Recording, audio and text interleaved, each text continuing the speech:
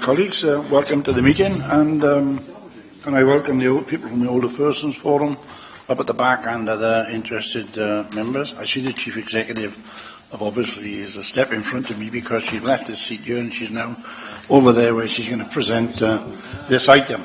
So,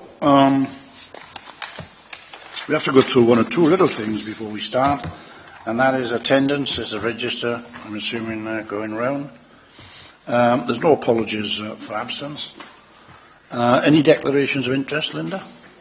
No. But then we straight into item 4, which is the main item of this morning, and the Chief Executive is going to lead on this, and it's around the issue of us joining with Blaenau Gwent or starting informal talks or formal talks. Over to you, Chief Executive. Thank you, Leader. Just to inform members that whilst this meeting is going on, there will be a contemporaneous meeting going on in Blaenau Gwent on the same issue, so that the two councils will consider the proposals together. And the report is a proposal to open talks on voluntary merger with Blaenau Gwent. I'll take members through the key points, Leader. I'm sure that most members of the Cabinet are familiar with the circumstances surrounding this, but obviously we are webcasting, so it's important the public also understand. Members will know that the Williams Commission set us in motion along a particular path, which is around the reform of local government, and I think we can be fairly sure that local government reform is going to happen in some form or another. Now, whether it's on a voluntary basis or whether it's on a compulsory basis is really a matter of timing rather than a matter of what's going to happen. And we've now had what's known as a prospectus from Welsh Government, and that prospectus is talking to councils about what they might want to do should they wish to voluntarily merge in advance of legislation being in place to require merger. Now, we know that there's two possible scenarios. There's the Williams scenario, which would put Torfaen, Blaenau Gwent and Caerphilly together. That is the proposal in the Williams Commission. There is also the Torfaen Cabinet's preferred position, which you have expressed in previous meetings, which is that you would prefer to see a merger between Torfaen, Blaenau Gwent and Monmouthshire. Whichever way that goes, the one thing that is clear from that is that Blaenau Gwent would be a partner with Torfaen. And of course, if you were to enter into talks with Blaenau Gwent about a merger between our two authorities, that doesn't preclude a third authority, whichever authority it might be, coming into the situation later on in the date. At a later date. Now, the prospectus that I've talked about says that any expressions of interest for voluntary merger need to be submitted to Welsh Government by the 28th of November. So that's quite a tight timescale. And in order to get that document together, because it's not just a letter saying we are interested, there's quite a lot of detail we need to go into. Really, we need to start having formal discussions with Blaenau Gwent now so that the necessary information is available for that submission of interest by the 28th of November. We have got a council meeting planned in the diary so that there will be an opportunity for all councillors, all 44 councillors, to debate before a final expression of interest is put in. But it's important that we have a go-ahead from the Cabinet now to proceed. If we do put in an expression of interest, and if it is accepted, then we would have to put in a full business case by June of next year, and that would be a very substantial document.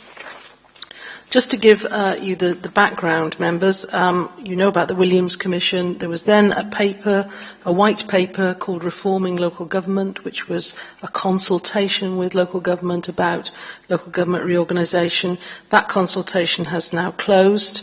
In that consultation, the preferred option that Welsh Government were consulting on was Torfaen, Blaenau Gwent and Caerphilly. But as I said, it's open for us to put forward alternative proposals under voluntary merger. So the prospectus that I discussed came out on the 18th of September. and it really set out a timetable for how things would progress from now on. So the first thing is expressions of interest by the 28th of November. The second thing is a full merger proposal and business case by the 30th of June 2015. The next stage, stage 3, would then be legislation being passed, and the Welsh Government planned to introduce a bill in January of next year, with a view to completing that legislative process by the 31st of March 2016. Now, if we were to be to submit a full business case for voluntary merger, and if that were to be accepted, and we were going down the road of voluntary merger, there wouldn't be an election for ourselves and Blaenau Gwent in 2017. Because voluntary merged authorities have no election in 2017, but then they have elections in 2018 to the newly merged authorities. Those authorities who don't submit for voluntary merger, I'm sorry this is complex, but it is a complex situation, they would have normal elections in 2017 for 3 years, and then they would be compulsorily merged in 2020. So there is a difference in timescale according to whether there's a voluntary merger or a forced merger. So effectively, those voluntary merged authorities have an additional year to 2018.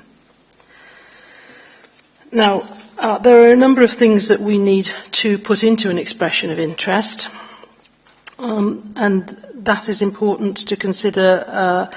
It's not just a letter, as I said. We need to talk about the challenges. We need to talk about a commitment to moving to a full business case. We need to talk about some key points around our vision. What would our vision be? If you look at 4.4 on your agenda, you'll see at the top of page 7, those are the key points that we need to put into the expression of interest. What will the vision be? I have to say that there isn't a lot of clarity around the vision from Welsh Government, so I think it's for us to shape what our vision might be for a joint authority. So it's not just about let's bring these two organisations together to save some money, it's about what would this new entity look like, what geographical area would it cover, what would the identity of its communities be, that kind of broad vision. We need to put together an outline for the merger proposal and the process and transition for that. How could we share support services at an early stage? Senior management, back office services, how could we share those to save money and increase efficiency? One of the issues we've got as a small authority is capacity. Merging services together would give us more capacity. We need to tell Welsh Government what sort of support we would need, and we would need support to bring together two large organisations, and there's no doubt about that. We have to show evidence of initial engagement, so how far have we got with talking to people, and we also need to plan for how, if we did proceed to full business case, we would have a much larger public consultation. We need to produce evidence that we've talked to our local service board partners, our key agency partners. They're asking us to have initial consideration of an authority's name. I personally think that's going to be one of the most contentious things, and I very much doubt whether we'd agree on that by the end of November. And we also need to show that we've gone through the proper processes of Cabinet and Council, and of course this is the first part of that process. So we need to deliver as much as we can of those bullet points in 4.4 before we put our expression of interest in, should you choose to do so. Welsh Government will then respond to that expression of interest by the 5th of January of 2015, and if they decide to go ahead with our proposals, then, as I say, we need to get our business case in by June. So, members, it is really, as I said at the beginning, a choice of either seeking voluntary merger or being instructed at some point in the future. I think that is the choice. I know that some councils are still living in the land of if we resist for long enough, this may not happen. I think that's highly unlikely personally, but that's for you to form a view on. If we do go for a voluntary merger, we've got an opportunity to shape and influence how things proceed. We've got a chance to have a vision for what this new authority might be. And the prospectus does talk about resources which are separate and distinct from the RSG being available to voluntary merging authorities.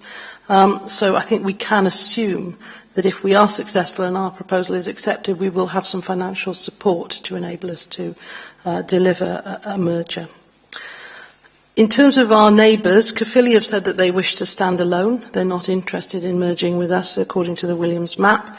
Newport have said they wish to stand alone. They're not interested in merging with Monmouthshire. Monmouthshire have made no announcement as yet, but they have a special council on Wednesday of this week. We don't know what they're going to say. They may say they want to join with us in Blaenau Gwent, but they have obviously political issues around the colour of that authority, which are not relevant to Labour authorities. So, members, apart from the question of shaping the vision and accessing resources to make the merger happen, there are some pretty compelling reasons why we need to think about our future as a small local authority in any event. Now, we're not a small organisation. Obviously, we have a large budget of many £million and many thousands of employees. But in terms of local authorities within Wales, we are small. And therefore, the sort of financial austerity that we're now facing has a much bigger impact on us than it would on a Cardiff or a Rhondda and Taff. So the issue, certainly for me as Chief Executive and my senior officers, is if we don't merge with another authority, at what point does this authority become unsustainable with the cuts that we're facing? And the issue of capacity and being able to hold an effective corporate centre of an organisation, when we're desperately trying to keep resources in the front line, is a real issue for us. So I would say to you, although a silver bullet, reorganisation is not a silver bullet, it won't solve our financial problems. If we don't do this, how are we going to sustain our authority beyond the next couple of years? And with that, of course, has the opportunity to shape the new landscape, to get some financial support, to actually build something with a willing partner, at the time when all we're doing at the moment is taking things away. It's quite nice to actually be making something instead of taking something apart. So this report, members, is only recommending that we enter into dialogue. You're not committing yourselves to any future direction at this stage. As I say, the next stage, if you do agree today, will be a council discussion before the date for submissions of interest. So the recommendations are at 5.1, and they are to agree to officers entering into a dialogue with officers of Blaenau Gwent to progress to completion a joint expression of interest. So you're agreeing to us putting together the document to be submitted. And the second is to agree that this dialogue will only proceed subject to the Cabinet of Blaenau Gwent County Borough Council also agreeing to complete a joint expression of interest. And as I said, they are discussing that as we speak. So, Leader, it's a political decision, clearly, and those, I think, are the reasons why I think you should consider it. Thank you very much for that, Alison. I hope we're going to agree we're not going to have a long discussion about this today, because it's when we hold the council, where everybody will be involved, that we need to have the discussion. I think the report is quite clear. It is an expression of interest, no more than that, and it'll all come out in the wash in June or August of next year. 3 key points I want to make. One is that all local authorities in Wales, never mind what political persuasion they are, have agreed that the status quo is not an option. So everybody have agreed something must be done to reorganise it, and that they believe that there are too many local authorities. It's a question now of working our way through this as best we can to come out with the best results we can. I simply want to say that there's lots of unknowns in this, which will come out during the discussion, both with Blaenau Gwent and with the Assembly, and that I simply want to congratulate Blaenau Gwent in having the courage to join with us and to come forward and step up to the mark and say that we want to get involved, we want to engage, we want to find out more about it. And hopefully in that process we'll end up with a situation where we will join with Blaenau Gwent. That's all I want to say. I say again, we don't want long speeches now, because it's going to come out in the debate within full council where all members will have an opportunity to have a say. Yeah, thank you, Leader. I just want to make the point that we here at Torfaen have never been shy of taking the lead, and I think this is a good opportunity that we should do this. It's sad that we have been brought to this. We're a small authority, we can't go it alone, but I do support the recommendation and feel very proud to be part of Torfaen when they are very keen to take the lead, even though it's controversial. Thank you, Leader. Anthony, are you bringing him in? No, yeah. Just the financial aspects that were raised there. It's not worth going over the savings we've had to make again at this point, or the fact that there doesn't seem to be any light at the end of the austerity tunnel. But I think the Chief Executive is very right in that she says that has to be part of our considerations, because compared to 12 months ago, I increasingly think we'd be in this position without Williams, as long as we want to put frontline services first and sustaining those services. It's better to be prepared to explore this. It would be very easy for us to put ourselves first, but I think this is doing exactly the opposite, given the difficult choice we're having to look at in terms of our budget. I think this is the best way to look to contribute to that ourselves. I think the issues of capacity, and I think the word resilience is key. When money's being cut, bigger organisations have a little bit more organisational resilience to try and cope with those cuts. You're right that it's not a silver bullet. We've talked this week about a £900 million gap in funding public services in Wales. There's suggestions that initial measures would save £18 million, so it's no silver bullet. But the other point I'd make is that even if you had just one council in Wales, given £1.5 billion cuts in money from central government, they'd struggle. So I think this is the right thing to do in this situation.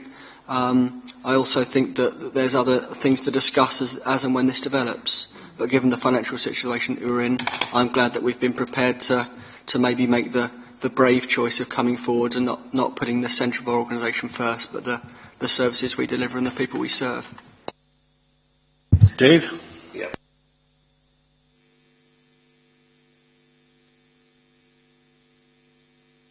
We have to look at the cuts that we've all had to endure, and there is more year on year. So clearly that underlines the fact that 22 local authorities is an unsustainable configuration. The benefits of cooperating, collaborating and talking to Blaenau Gwent are there for all to see. We will benefit from greater capacity if we were successful in these talks.